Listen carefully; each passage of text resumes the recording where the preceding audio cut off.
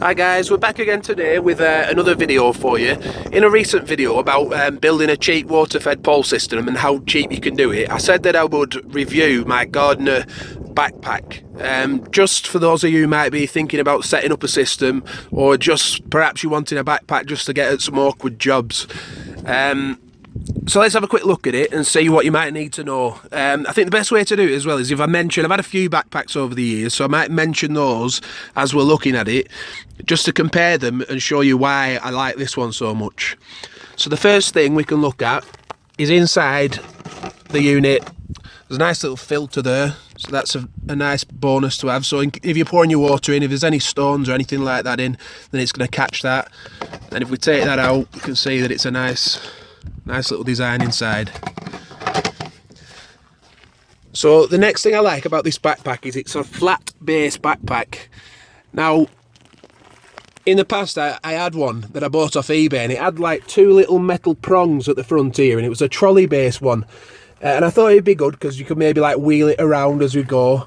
But it turned out to be an absolute nightmare. It was cheaply made, bad quality. Everything kept splitting on it, the prongs bent, and it ended up just collapsing over during work all the time, which obviously that's no good at all, is it? So I like the flat base on this backpack. I'll just give it a second. Also, it's got a little gauge on the front. I'll just show you that while we're talking about that. When the backpack's in use, I'll just turn it on. You can see it shows you the battery power and the battery life. So you're not at risk of like running out as you're working. But yeah, the flat is very, very stable, the flat base. So you can imagine if you're working out in the countryside like I do,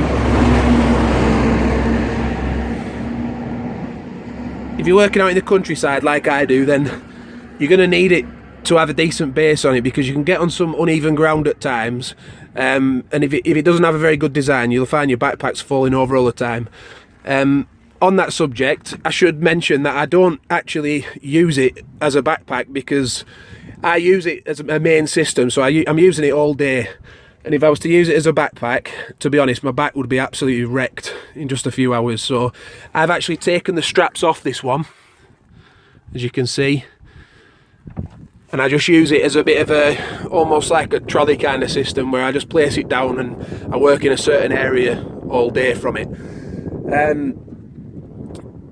So the other thing that I just want to mention is, if we look down at the side, is button placement. That's important on a backpack again, because I had one, the first backpack I ever had was a Shurflo backpack. And as I've said in the past, that is a really good backpack. I found it a reliable one. But the problem was that the buttons were actually underneath the backpack on the bottom.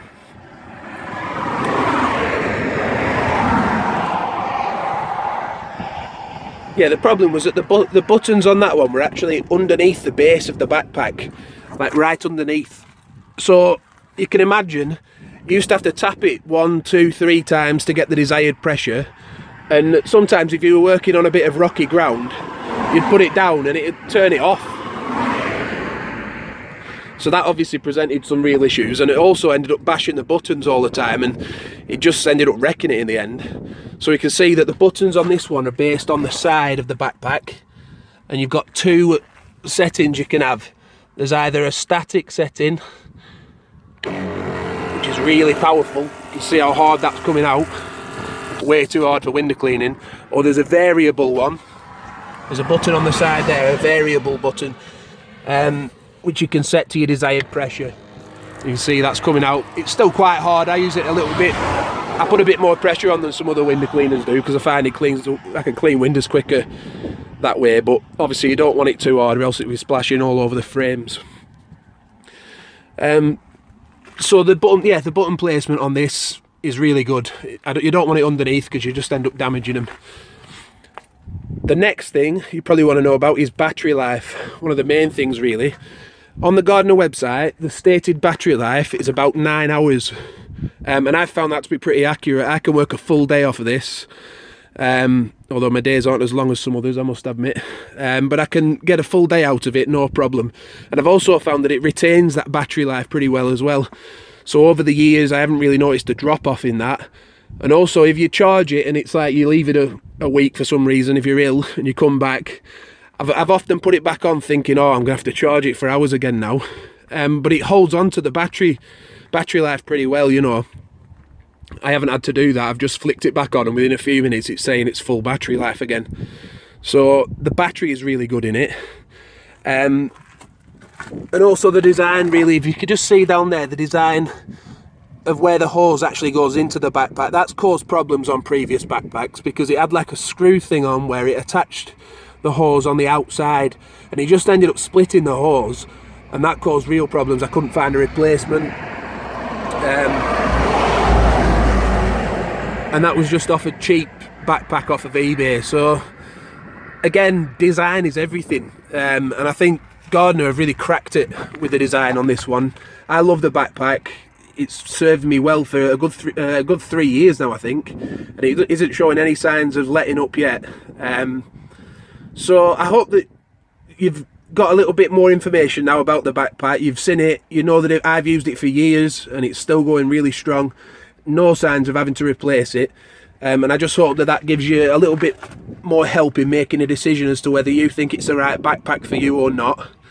If you enjoy what we do, please feel free to give the video a like.